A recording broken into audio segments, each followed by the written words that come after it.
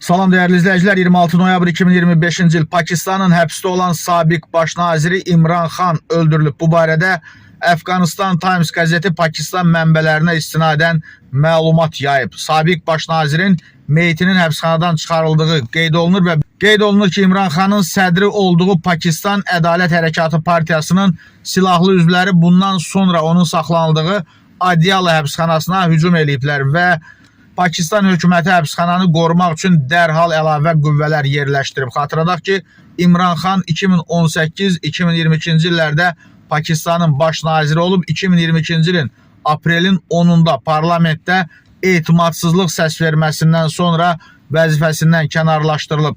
2023-cü ildə vəzifə səlahiyyətlərindən sui-istifadə və korrupsiya ittihamları ilə 14 il həbs cəzası alıb, xəbəri Telegraf yayıb.